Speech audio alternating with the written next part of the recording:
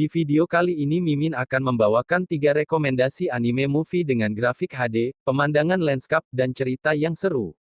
Film yang pertama berjudul Suzume no Tojimari, film yang memukau dan disutradarai oleh Makoto Shinkai. Scenes dimulai dengan pemandangan pedesaan yang tenang di Jepang, di mana kita bertemu dengan tokoh utama kita, Suzume Iwato. Suzume, seorang gadis SMA yang penasaran dan petualang, menjalani kehidupan yang tenang di kota kecil. Namun, dunianya akan segera berubah selamanya. Suatu hari, Suzume bertemu dengan seorang pemuda misterius bernama Souta Munakata dalam perjalanannya ke sekolah. Souta sedang mencari reruntuhan, dan Suzume tertarik dengan pencariannya. Dia memutuskan untuk mengikutinya, dan mereka menemukan sebuah pintu tua yang ditinggalkan berdiri sendiri di reruntuhan. Ketika Suzume membuka pintu itu, tanpa sengaja dia melepaskan kekuatan gelap ke dunia.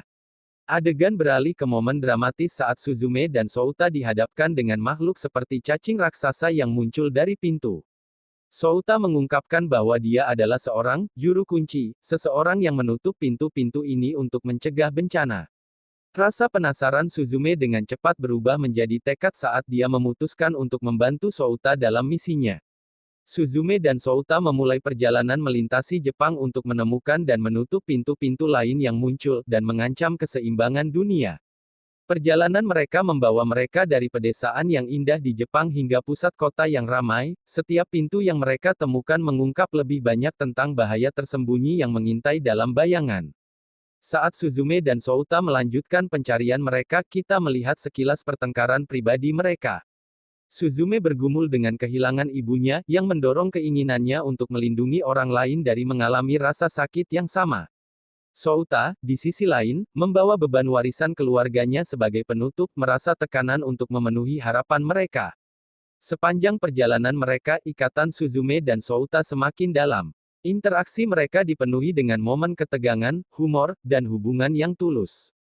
Mereka belajar untuk saling mengandalkan, menggabungkan kekuatan mereka untuk menghadapi tantangan yang ada di depan. Akhir film terjadi di Tokyo, di mana pintu terakhir dan paling berbahaya menunggu. Pemandangan kota sangat menakjubkan, dengan animasi yang memukau yang menangkap energi hidup Tokyo. Saat mereka menghadapi pintu besar dan menyeramkan itu, taruhannya lebih tinggi dari sebelumnya. Suzume dan Souta harus mengumpulkan semua keberanian dan kekuatan mereka untuk menutupnya dan mencegah bencana yang akan datang. Dalam sebuah adegan yang mengharukan dan emosional, Souta mengorbankan dirinya untuk menutup pintu, mengungkapkan kedalaman sejati karakternya dan komitmennya terhadap tujuan tersebut. Suzume sangat terpukul tetapi bertekad untuk menghormati pengorbanannya dengan melanjutkan misi tersebut. Film ini berakhir dengan Suzume kembali ke kampung halamannya, berubah oleh pengalamannya. Dia merenungkan perjalanan orang-orang yang dia temui, dan pelajaran yang dia pelajari.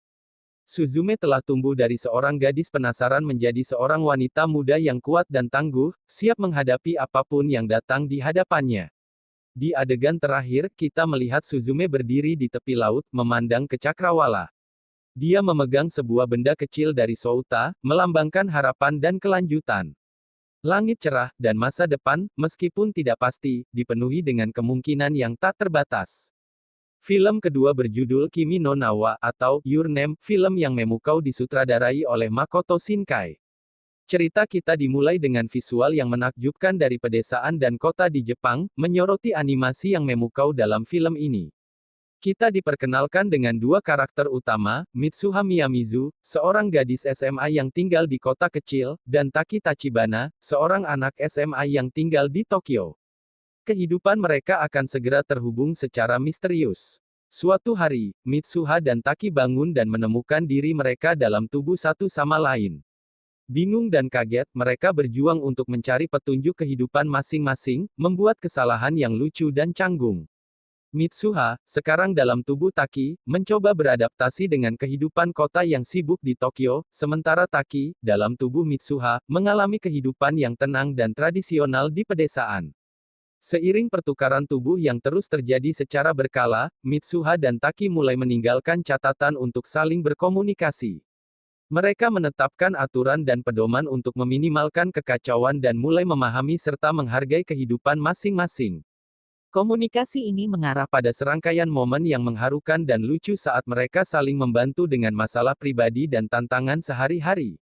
Melalui pengalaman bersama mereka, Mitsuha dan Taki mengembangkan koneksi emosional yang dalam meskipun belum pernah bertemu secara langsung. Ikatan mereka semakin kuat, dan mereka mulai menantikan hari-hari mereka bertukar tubuh. Koneksi ini digambarkan dengan indah melalui adegan-adegan mereka saling merindukan, melambangkan kerinduan dan emosional mereka. Tak lama kemudian Taki, yang sekarang sangat khawatir tentang Mitsuha, memutuskan untuk mencarinya. Namun, dia menemukan bahwa kota Mitsuha telah dihancurkan oleh komet 3 tahun lalu, dan Mitsuha telah meninggal. Fakta ini mengejutkan Taki, membuatnya menyadari bahwa pertukaran tubuh mereka terjadi melintasi waktu, bukan hanya ruang.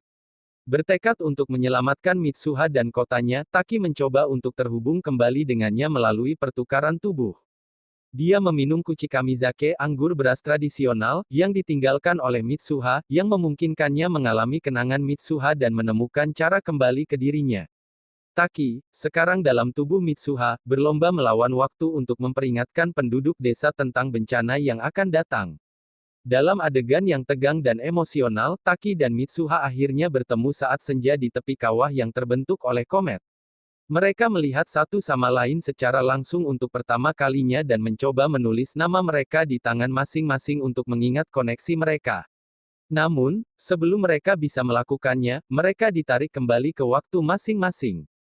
Kembali ke timelin mereka masing-masing, Mitsuha berhasil mengevakuasi desa, menyelamatkan banyak nyawa.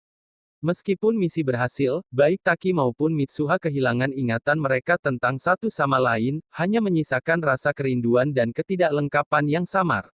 Bertahun-tahun kemudian, takdir mempertemukan Taki dan Mitsuha kembali di Tokyo. Meskipun mereka tidak ingat satu sama lain, mereka merasakan tarikan yang tidak bisa dijelaskan. Dalam adegan akhir yang mengharukan dan menyentuh, mereka akhirnya bertemu di sebuah tangga dan saling bertanya, apakah kita pernah bertemu sebelumnya? Momen ini menandakan koneksi abadi mereka dan kekuatan ikatan mereka. Dan yang terakhir adalah dengan judul, Weathering with You, atau Tenki no Ko, film yang menakjubkan karya Makoto Shinkai. Cerita dimulai dengan Hodaka Morishima, seorang remaja yang kabur dari rumahnya di pedesaan ke Tokyo. Film ini dibuka dengan perjuangannya menemukan tempatnya di kota yang ramai, menggambarkan rasa kesepian dan betapa kerasnya kehidupan kota. Di tengah perjuangannya, Hodaka bertemu dengan Hina Amano, seorang gadis ceria yang bekerja di restoran cepat saji. Hina merawat adiknya, Nagi, setelah kematian ibu mereka.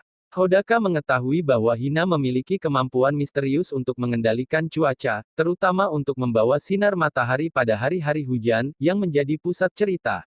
Menyadari potensi kekuatan Hina, Hodaka menyarankan untuk memulai bisnis gadis pembawa sinar matahari, di mana mereka menawarkan langit cerah untuk acara-acara khusus. Ide ini berkembang pesat dan mereka membantu orang-orang di seluruh Tokyo, dari pernikahan hingga pasar jalanan. Adegan-adegan ini dipenuhi dengan momen-momen mengharukan dan penggambaran animasi Tokyo yang indah di bawah sinar matahari. Seiring waktu yang mereka habiskan bersama, Hodaka dan Hina mengembangkan perasaan yang mendalam satu sama lain. Film ini dengan indah menggambarkan hubungan mereka yang tumbuh, diwarnai dengan momen-momen lembut dan tanggung jawab bersama untuk memenuhi kebutuhan hidup. Ikatan di antara mereka terasa kuat, menambah kedalaman emosional pada penonton. Namun, manipulasi cuaca datang dengan konsekuensi serius. Semakin banyak Hina menggunakan kekuatannya, semakin terganggu keseimbangan alam, menyebabkan hujan yang lebih intens dan berkepanjangan. Jelas bahwa kesehatan Hina semakin memburuk akibat kekuatannya, meningkatkan taruhan bagi para protagonis kita. Pada akhirnya, Hodaka menemukan bahwa kemampuan Hina terkait dengan mitos kuno, gadis pembawa cuaca harus mengorbankan dirinya untuk memulihkan keseimbangan alam. Menghadapi kenyataan yang suram ini, Hina bersiap untuk mengorbankan dirinya untuk menghentikan hujan yang tiada henti. Fakta ini mengarah pada adegan emosional dan di mana Hina naik ke langit, menerima nasibnya. Tidak mau kehilangan Hina, Hodaka melakukan upaya putus asa untuk membawanya kembali. Dia berlari melalui kota yang dilanda badai, menentang segala rintangan dan hukum alam. Dalam adegan dramatis dan menyayat hati, Hodaka mencapai Hina di langit dan memohon padanya untuk kembali. Tekad dan cintanya pada Hina membawa keajaiban kembalinya Hina. Hujan berhenti. Tetapi Tokyo tetap banjir, melambangkan dampak yang abadi dari tindakan mereka. Hodaka dan Hina bersatu kembali, tetapi keputusan mereka datang dengan konsekuensi. Film ini diakhiri dengan mereka menghadapi tantangan realitas baru mereka, menyoroti tema cinta, pengorbanan, dan dampak tindakan manusia pada alam. 3 tahun kemudian, Hodaka kembali ke Tokyo setelah masa probasinya. Dia bersatu kembali dengan Hina, dan mereka berpelukan, berjanji untuk menghadapi masa depan bersama. Adegan-adegan terakhir menunjukkan kota yang beradaptasi dengan iklim barunya, menyoroti ketahanan penduduknya dan ikatan abadi antara Hodaka dan Hina.